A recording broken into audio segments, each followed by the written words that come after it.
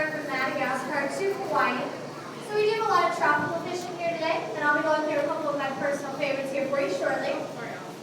Now right now, Travis is doing his last minute safety checks on his gear, making sure he's got any good stuff for these guys. But it looks like he's going to be hopping in here in just a second. So like I said, he'll come right down the center of the tank here, and I'll give you guys a nice big wave. There he is. Now what you're going to notice here in Travis's hand, he's going to have some algae sheets. Now does anyone like sushi here today? Any sushi lovers? Okay, a couple of you guys. Well, these algae sheets actually wrap up your sushi. They're really great treats for these guys, so they're going to lunch away on that for a minute.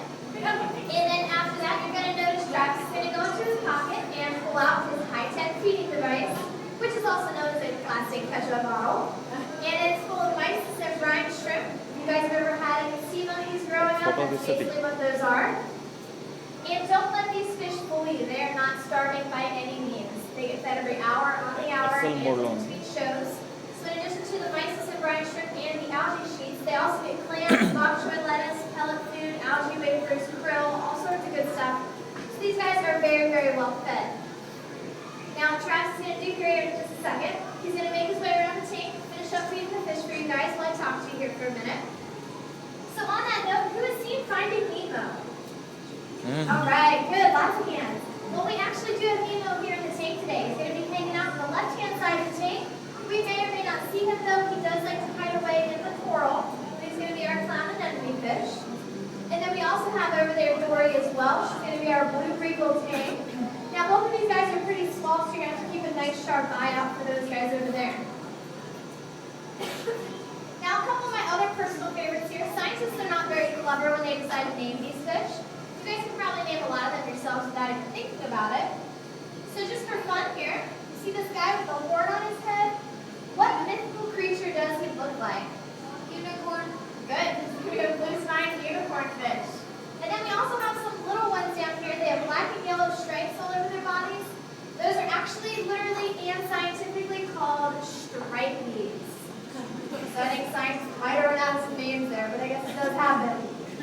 Now, a really neat looking guy here all the way down in the front. He's white, kind of triangular shaped like a diamond, I guess. That is going to be our Picasso triggerfish. There's actually two of them here in the tank, and they're actually really neat looking. They look like they have artwork on the side of their bodies, hence the Picasso. But they're also the Hawaiian steak fish, so it is kind of cool. We've got two of these guys here in the tank. Now, another really neat one that I like to point out is going to be our clown triggerfish. Now, you guys might have to help me out here. He's got white polka dots on his belly and bright yellow lips. There's actually two of them as well here in the tank. There is one right here on the right-hand side. Now, it is kind of rare to have two of these in the same tank because these fish are actually very territorial. But the cool thing about our clown triggerfish is that they're actually a mating pair, so they get along great here in the tank. Now, last on my fish list here, we do have our Sohal surgeonfish. There's a bunch of them here in the tank. They actually have that bright orange stripe on the back of their tails. And that bright orange stripe is actually a bone chip. They get their name the Sohal surgeonfish because that bone chip is actually a sharp surgeon's scalpel. So on that note, do you guys think Travis is in any danger here in the tank today, or is he safe? How about danger? How about safe? And let's do about Alright. Well, actually, he is safe. He does have the food. These fish are his best friend. But in addition to the Sohal surgeonfish, there are a lot of other fish here in the tank that are actually venomous, so they can be potentially dangerous. As you can see, Travis is hanging out there just fine. Now, a couple other really quick fun facts about the tank. The salt water here in the tank is actually artificial, and that just means that we make salt water here in the aquarium. We don't pump it in from the ocean, and that's just because the ocean has lots of pollutants, bacteria, parasites, things like that. We want our fish to stay as healthy as possible while they are here with us. And so in addition to the salt water, the coral here in the tank is artificial as well.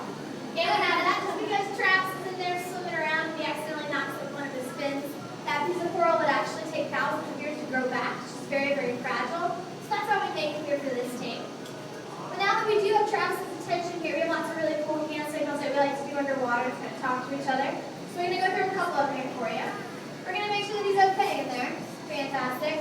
Now, if Travis had any problems of any sort, he let me know he's going up to the top.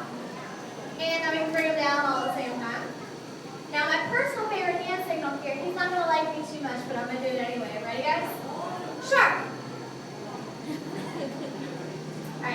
you would tell Travis he is shark bait today. It's not gonna like me very much, but I think I'm okay with that. But you also may have noticed here at the aquarium we don't have any dolphins or mammals of that sort, and that is because it's against South Carolina law to have those animals here with us. Well, fortunately for you guys, we do have Travis here. We have taught him a couple tricks.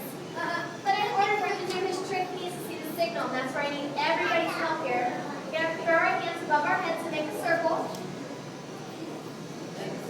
Keep them up nice and high. I need everybody's help. He will point you out if you are not helping us out today. He will not do his trick. So I do apologize in advance. He can be rather stubborn sometimes. And I promise you he can see you just as well as you can see him. Alright, fantastic. Thank you guys so much. I'm going to put this down. What he's going to do here, he's going to go down to the bottom and get himself settled. Give him just a second. Now, if you can't see him, it's okay. He's not the main event of the trick, although he does like to think he is. But his trick does float, so he's going to blow you guys some bubble rain.